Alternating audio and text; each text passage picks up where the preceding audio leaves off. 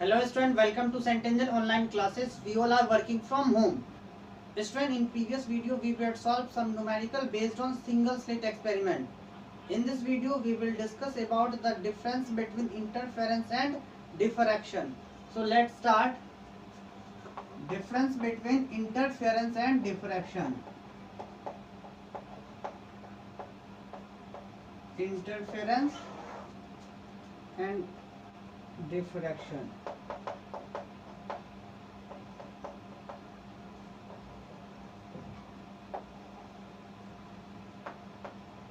Student, as we know that interference is a phenomena of superposition of two or more than two waves produced by the coherent source, two coherent sources at any point on a screen, while diffraction is the phenomena of superposition of large number of wavelets from of a single source, यानी एक ही source के बहुत से wavelets का superposition diffraction देता है, जबकि अलग अलग कोरेंट सोर्स के वेव फ्रंट के सुपरपोजिशन से आपको इंटरफेरेंस पैटर्न फॉर्म होता है. So it is the phenomena of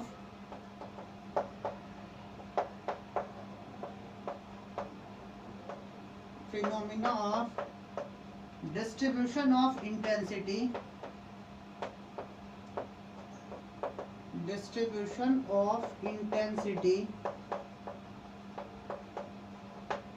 as a result of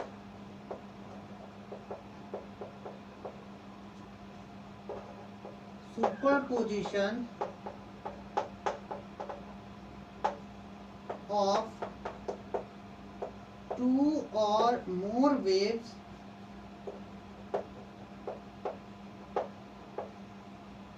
produced by two coherent sources.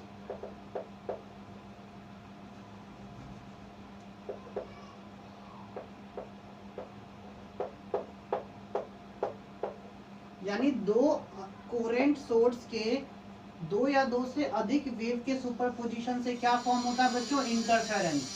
While diffraction में क्या होता है? एक ही सोर्स के अलग अलग वेवलेट्स के सुपरपोजिशन से डिफ्रैक्शन फॉर्म होता है.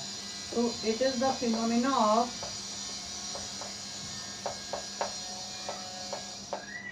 Phenomena of distribution of intensity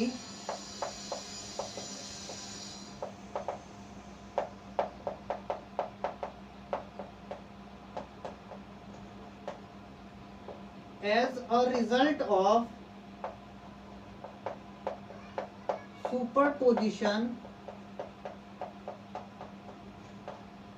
of large number of wavelets produced by a single source when it passing through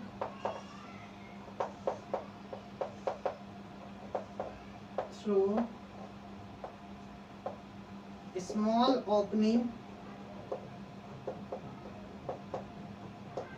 or small obstacle.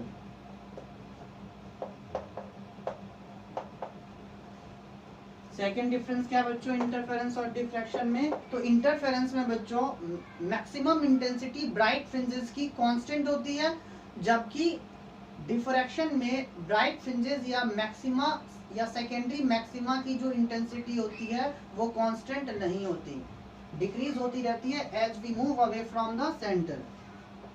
So maximum intensity of bright fringes or all bright fringes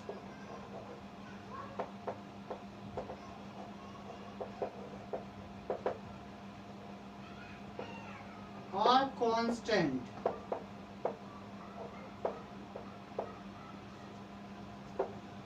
इसमें क्या होता है बच्चों? Maximum intensity decrease होती रहती है. Maximum intensity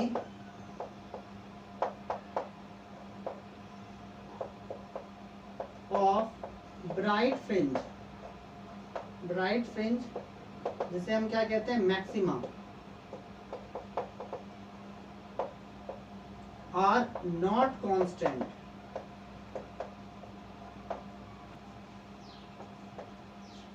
interference का intensity distribution curve कैसा होता है बच्चों? तो इंटरफेरेंस का इंटेंसिटी डिस्ट्रीब्यूशन कर्व इस टाइप का होता है। And it is clear that maximum intensity is always constant. हमेशा क्या होता है, मैक्सिमम इंटेंसिटी कांस्टेंट होता है।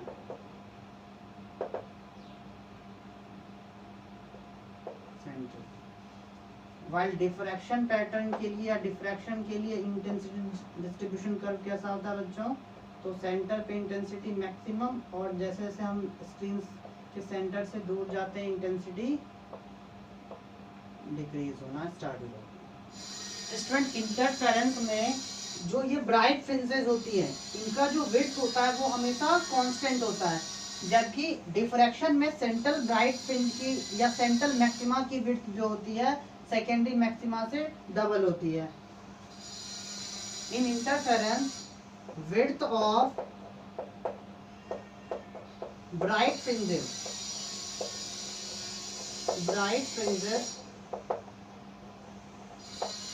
remain constant or remain same for all fringe। Her fringe के लिए क्या होता है, फ्रिंज विड्थ या विड्थ ऑफ फ्रिंज कांस्टेंट होता है, जबकि इसमें क्या होता है, but in diffraction width of central maxima is double of secondary maxima.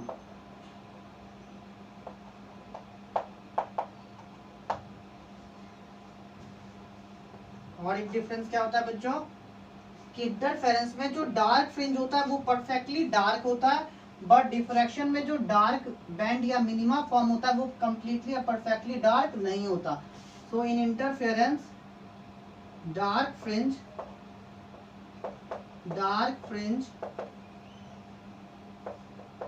Are completely dark,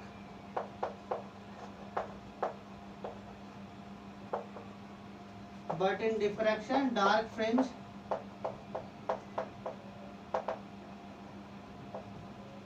are not, dark fringe or minima are not perfectly dark।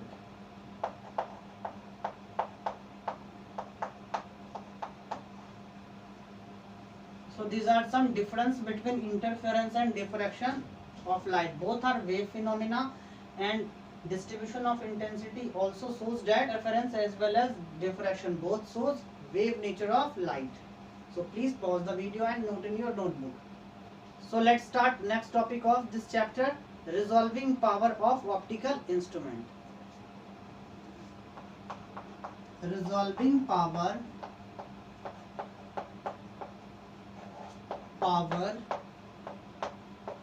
of optical instrument.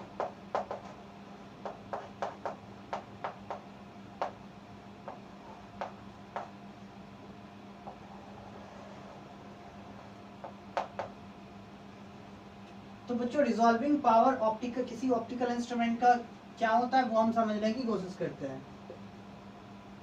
Consider this is object first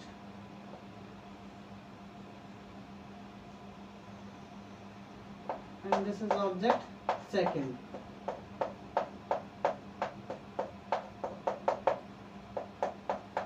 बच्चों अगर आप इन दोनों object को देखोगे तो आपको ऐसा feel होगा या ऐसा लगेगा कि ये दोनों ऑब्जेक्ट एक दूसरे के टच में है या एक दूसरे के कांटेक्ट में है, मगर एक्चुअली ये दोनों एक दूसरे के टच में नहीं है। और इसी दोनों ऑब्जेक्ट को जब हम किसी ऑप्टिकल इंस्ट्रूमेंट के थ्रू देखते हैं, माइक्रोस्कोप के थ्रू या फिर किसी टेलीस्कोप के थ्रू ऑब्जर्व करते हैं, तो वो ऑप्टिकल इंस्ट्रूमेंट इन दोनों को सेपरेट दिखाता है। एक्चुअल में जो दोनों के बीच में गैप है वो क्लियरली दिखा देता है। तो किसी ऑप्टिकल इंस्ट्रूमेंट की वो एबिलिटी जिससे दो कांटेक्ट में रखे ऑब्जेक्ट को वो सेपरेट करके दिखाता हो, वही कहलाता है रिजॉल्विंग पावर। आपने ये भी देखा होगा बच्चों की कैमरे का रिजोल्यूशन अगर हाई कर दिया जाए तो बहुत क्लोजेस्ट लाइन के बीच के गैप को भी हम ऑब्जर्व कर सकते हैं। It means student resolving power को हम कैसे डिफाइन करेंगे, तो रिजॉल्विंग पावर किसी ऑप्टिकल इंस्ट्रूमेंट की वो एबिलिटी है जिससे कि कोई ऑप्टिकल इंस्ट्रूमेंट दो क्लोजेस्ट ऑब्जेक्ट का ऐसा इमेज फॉर्म करे कि वो सेपरेट दिखाई दे। It means it is the ability of any optical instrument to produce separate image of two closest objects. So it is the ability of any optical instrument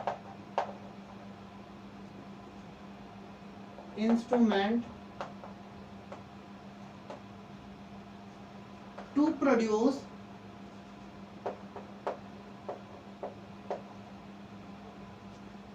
separate image of two closest object. In other words, it is the ability of optical instrument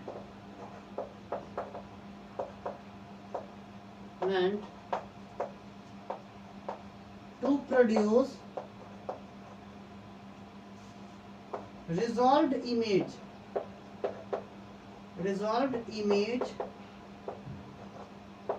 of two closest object. Resolve का मतलब बच्चों कि वो separate करके image form करता होगा, दोनों contact या दोनों क्लोज ऑब्जेक्ट का सेपरेट इमेज फॉर्म कर सकता हो। इट मींस स्टूडेंट कोई ऑप्टिकल इंस्ट्रूमेंट जितना ज्यादा क्लोज ऑब्जेक्ट का सेपरेट इमेज फॉर्म करता हो उसका रिजॉल्विंग पावर उतना हाई होगा। Let's next topic, limit of resolution. Limit of resolution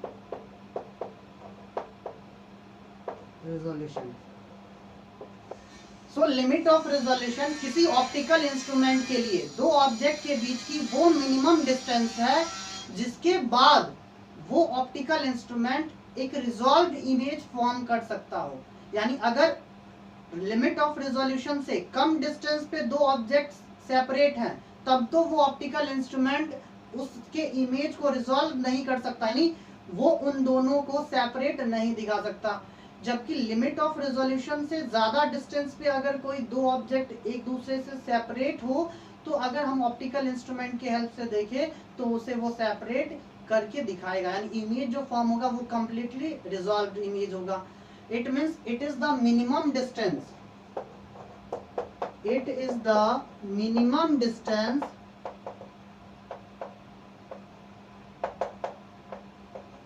between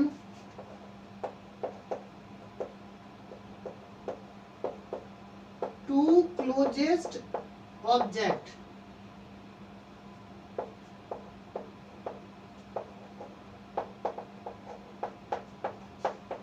after that, यानी जिस डिस्टेंस के बाद image produce by instrument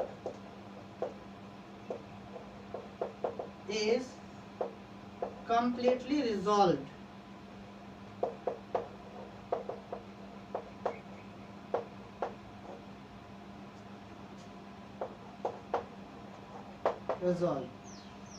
So student मान लो ये दो ऑब्जेक्ट है और दोनों के बीच का वो मिनिमम डिस्टेंस d है। It means limit of resolution किसी ऑप्टिकल इंस्ट्रूमेंट के लिए मान लो d है, तो अगर हम इन दोनों ऑब्जेक्ट को d डिस्टेंस से कम डिस्टेंस पे रखेंगे तो वो ऑप्टिकल इंस्ट्रूमेंट इमेज ऐसा फॉर्म नहीं कर सकता जिससे कि ये दोनों सेपरेट या अलग अलग दिखाई दे। लेकिन अगर हम लिमिट ऑफ रेजोल्यूशन से ज्यादा डिस्टेंस पे इन दोनों ऑब्जेक्ट को रखते हैं तो वो ऑप्टिकल इंस्ट्रूमेंट ऐसा इमेज फॉर्म करेगा जिसमें ये दोनों एक दूसरे के से सेपरेट दिखाई देंगे। इट मीन्स बच्चों, किसी ऑप्टिकल इंस्ट्रूमेंट का रिजॉल्विंग पावर उतना ही ज्यादा होगा या उतना ही हाई होगा जिसके लिए लिमिट ऑफ रिजोल्यूशन जितना कम होगा। अगर मान लो कोई ऑप्टिकल इंस्ट्रूमेंट है जो जिसके लिए लिमिट ऑफ रिजोल्यूशन ये है और कोई दूसरा ऑप्टिकल इंस्ट्रूमेंट है जिसके लिए लिमिट ऑफ रिजोल्यूशन ये है, तो इसका मतलब रिजॉल्विंग पावर हाई किसका होगा? तो इस ऑप्टिकल इंस्ट्रूमेंट का रिजॉल्विंग पावर हाई होगा। क्यों? क्योंकि ये कम डिस्टेंस यानी बहुत क्लोज डिस्टेंस के ऑब्जेक्ट को भी सेपरेट करके दिखा रहा है। जिस ऑप्टिकल इंस्ट्रूमेंट का लिमिट ऑफ रिजोल्यूशन जितना कम होगा उसका रिजॉल्विंग पावर उतना ही हाई होगा। इसका मतलब वो कम से कम क्लोजेस्ट ऑब्जेक्ट का भी इमेज रिजॉल्व इमेज फॉर्म कर सकता है। So we can say that resolving power is inversely proportional to limit of resolution. So resolving power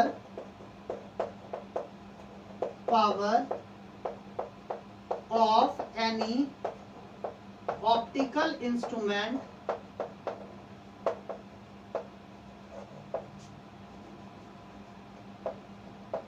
is reciprocal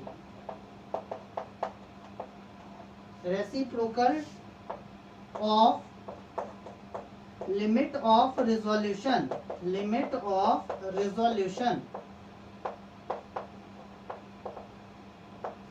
It means resolving power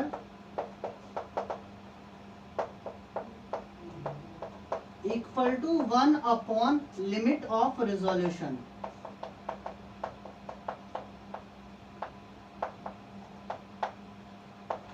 It is very important formula. एक बार फिर से देखिए बच्चों, resolving power क्या है? तो किसी ऑप्टिकल इंस्ट्रूमेंट की वो एबिलिटी जिसके कारण वो दो क्लोजेस्ट ऑब्जेक्ट का सेपरेट इमेज फॉर्म कर सकता है, रिजॉल्विंग पावर कहलाता है। जो ऑप्टिकल इंस्ट्रूमेंट जितना ज्यादा क्लोजेस्ट ऑब्जेक्ट को सेपरेट कर सकता हो या सेपरेट इमेज फॉर्म कर सकता है, उसकी रिजॉल्विंग पावर उतनी ज्यादा हाई होगी। लिमिट ऑफ रिजोल्यूशन क्या होता है? तो लिमिट ऑफ रिजोल्यूशन किसी ऑप्टिकल इंस्ट्रूमेंट के लिए दो ऑब्जेक्ट के बीच का वो मिनिमम डिस्टेंस जिसके बाद वो उस ऑब्जेक्ट का रिजॉल्व इमेज फॉर्म कर सकता है। यानी उस लिमिट के बाद या उस डिस्टेंस के बाद अगर दो ऑब्जेक्ट सेपरेट हो तो वो पर्टिकुलर ऑप्टिकल इंस्ट्रूमेंट उसका रिजॉल्व इमेज या सेपरेट इमेज फॉर्म कर सकता है। और resolving power is in reciprocal of limit of resolution. So please pause the video and note in your notebook. Now student, let's start next topic, relay criteria of limit of resolution. Relay criteria of limit of resolution.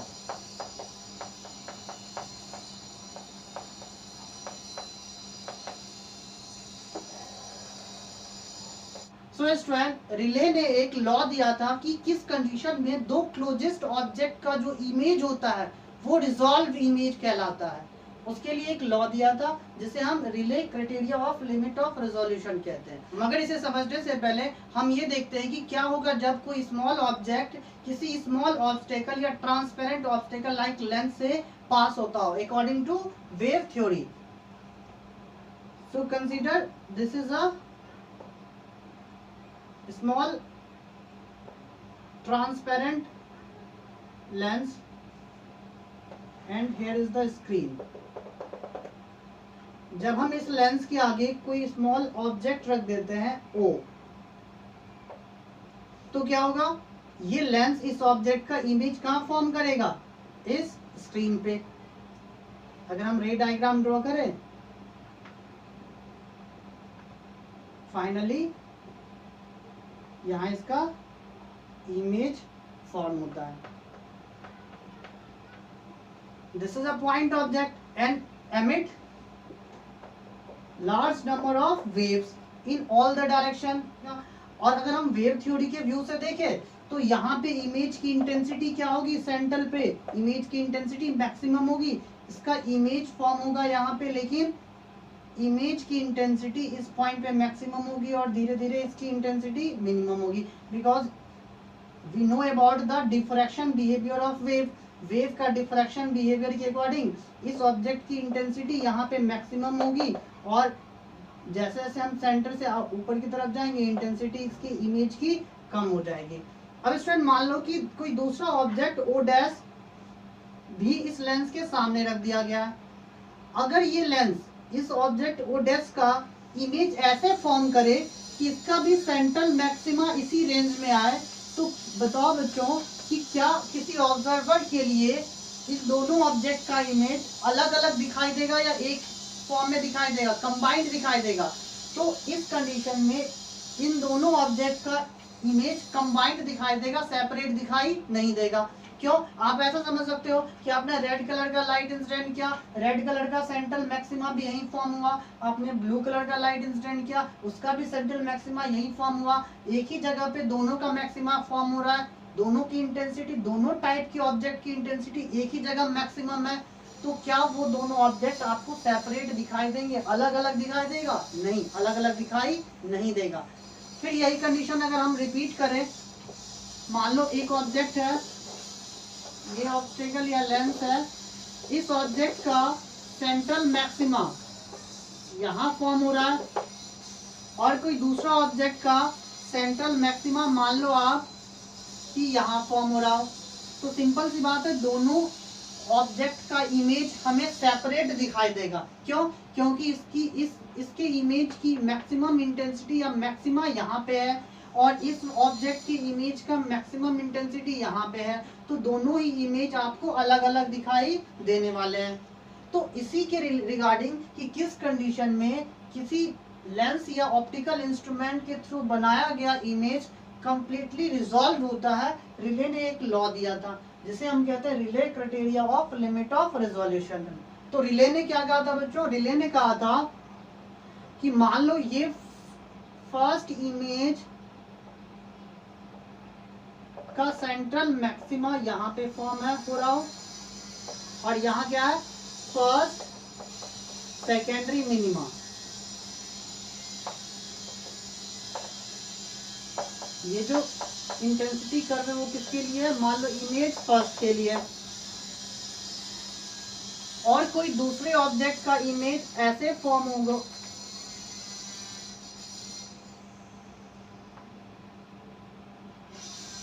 This is the distribution curve for image second. तो relay के according अगर एक image का first secondary minima दूसरे image के central maxima से कंसाइड करता हो, यहाँ बच्चों क्लियर है कि इमेज फर्स्ट का first secondary minima image second के सेंट्रल मैक्सिमा से कंसाइड कर रहा हो, तो अकॉर्डिंग टू रिले कि अगर ऐसा हो रहा हो तो जो इमेज फॉर्म होगा वो जस्ट रिजॉल्व इमेज होगा, यानी हमें वो दोनों ऑब्जेक्ट का इमेज अलग अलग दिखाई देगा। इसके बाद यानी इस लिमिट के बाद तो वो सिंपल सी बात है सेपरेट होगा ही। लेकिन अगर हम इस लिमिट से पहले, इस लिमिट से कम डिस्टेंस क्रिएट करें इन दोनों के बीच में, तो इमेज जो फॉर्म होगा वो रिजॉल्व नहीं होगा। सो इन दिस कंडीशन अगर हम ध्यान से देखें तो दोनों का सेंट्रल मैक्सिमा ही कंसाइड कर रहा था, इसलिए ये क्या है? Not resolve image. ये इमेज क्या है? रिजॉल्व इमेज नहीं है। So according to Rayleigh criteria, two closest image are said to be resolved if first secondary minima of one of the image coincide with central maxima of other image. If first secondary minima of one image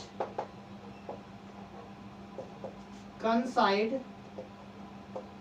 with central maxima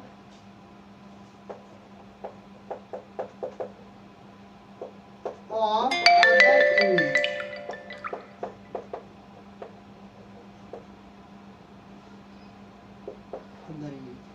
So this is known as Rayleigh criteria for limit of resolution. So please pause the video and note in your notebook.